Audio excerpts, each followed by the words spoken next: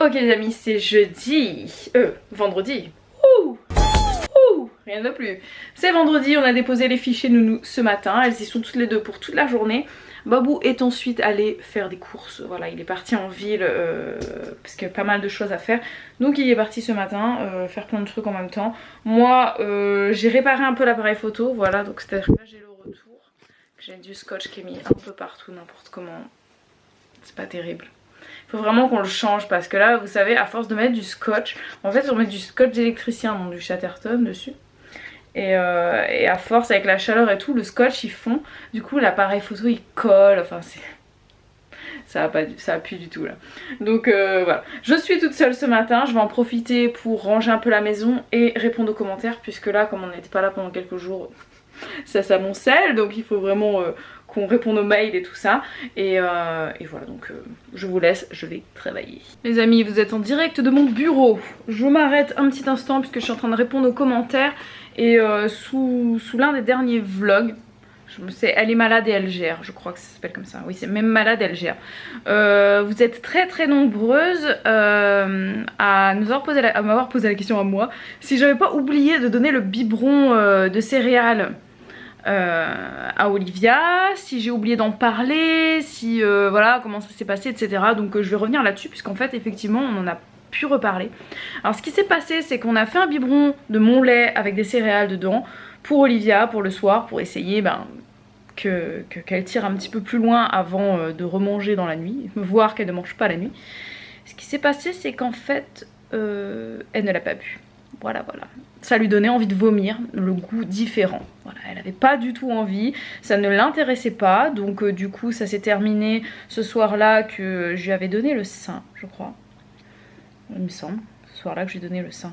Oui, puisque j'avais pas d'autres biberons de lait, donc du coup je lui ai donné le sein. Et en fait, elle a pas retété avant 4 ou 5 heures du matin. Elle nous a fait ça plusieurs soirs de suite. En fait, ce qu'on s'est aperçu, c'est que pour éviter qu'elle tète la première tétée de la nuit, c'est que je ne vais pas la voir moi, c'est Babou qui y va et qui lui rend sa tétine et tout ça. Et le fait de pas me voir, elle se dit, je pense, maman n'est pas là. Donc je vais pas téter, c'est pas grave. Et du coup elle ne tète pas en première partie de nuit, elle attend la deuxième partie de nuit pour me réclamer. Et là je vais lui donner le sein. Et ça marche très bien, sans pleurs, sans crise, rien du tout. Donc du coup parfois on lui donne un biberon de mon lait le soir, mais parfois c'est le sein. Et en fait elle boit exactement la même quantité, c'est-à-dire à peu près 100 ml, que ce soit au sein ou au biberon. Même si on remplit le biberon à 120, à 150, elle laisse toujours, histoire qu'elle n'ait bu que 100. Voilà, elle a pas, son estomac veut pas encaisser plus. On ne peut pas pour l'instant commencer la DME puisque Olivia ne tient pas assise seule. Donc parfois on va lui donner 2-3 petits trucs à grignoter, mais c'est pas des trucs risqués. Genre par exemple elle va mâchouiller de la carotte ou des choses comme ça qui vont pas faire de morceaux, qui pourraient l'étouffer. Et quand c'est comme ça, de toute façon c'est toujours sous surveillance. Elle est dans sa chaise haute, bien droite et tout ça. Enfin bref, on fait très attention à ça. Mais sinon donc on lui donne rien pour l'instant, on attend qu'elle tienne assise. Du coup pour lui remplir le ventre pour l'instant on n'a pas grand choix puisqu'elle ne prend pas les céréales dans le lait.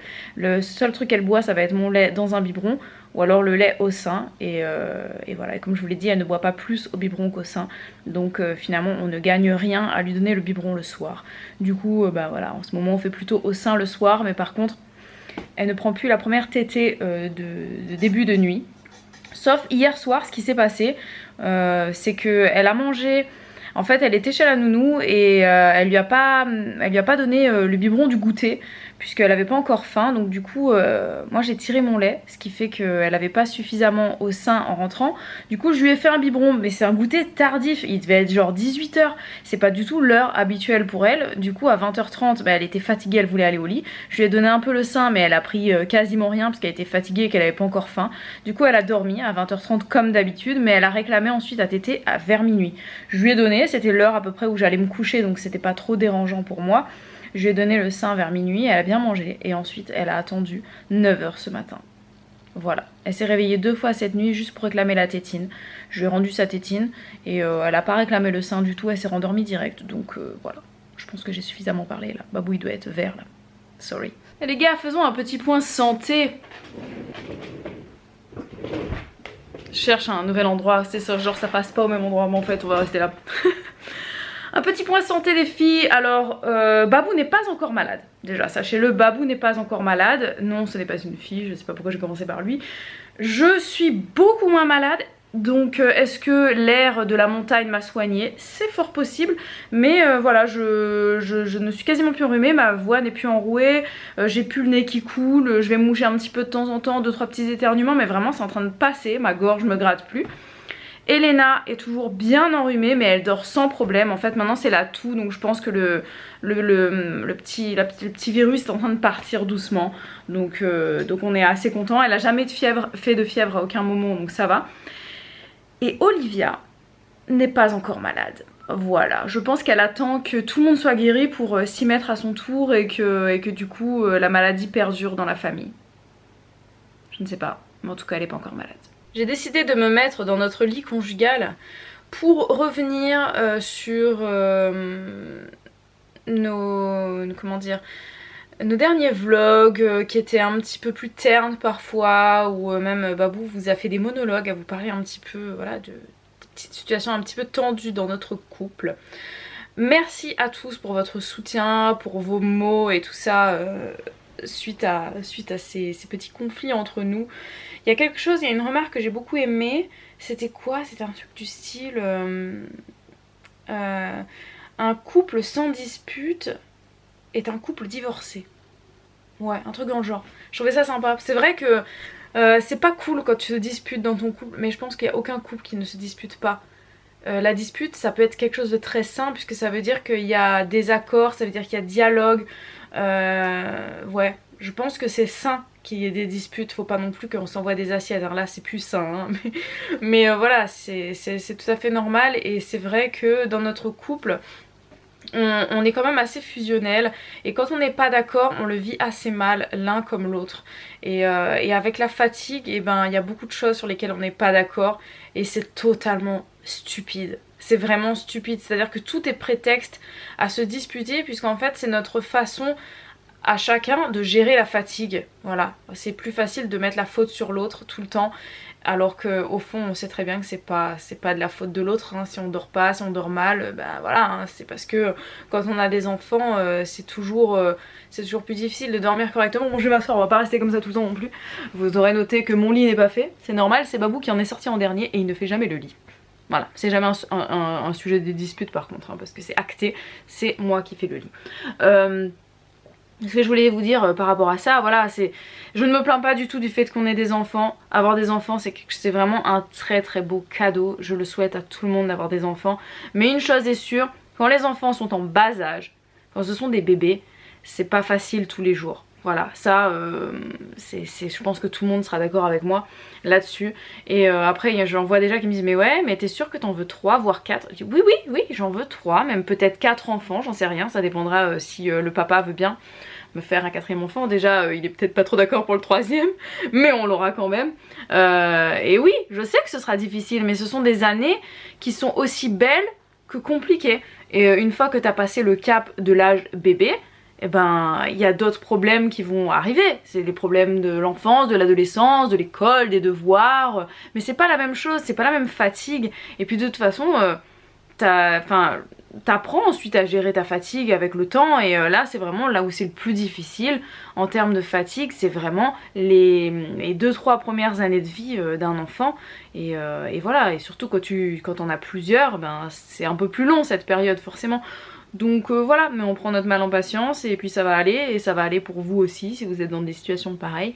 Ne vous inquiétez pas, concentrez-vous sur les moments les plus agréables, et puis pensez aussi à toutes les belles choses qui vous attendent quand on a une famille comme ça, tous les beaux trucs qu'on peut faire en famille quoi. Les vacances, Disney, les parcs d'attractions. Vous imaginez si on a 3 ou 4 enfants, tout ce qu'on pourra faire. Ça va être trop bien, les jeux de société, ce sera excellent quoi.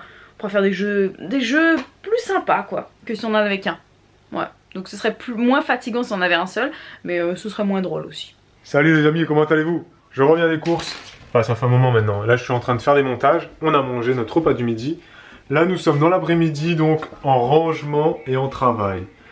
Je suis salé, je suis passé chez Choche. Ce matin je suis allé au bureau pour récupérer des colis, en plus de faire les courses.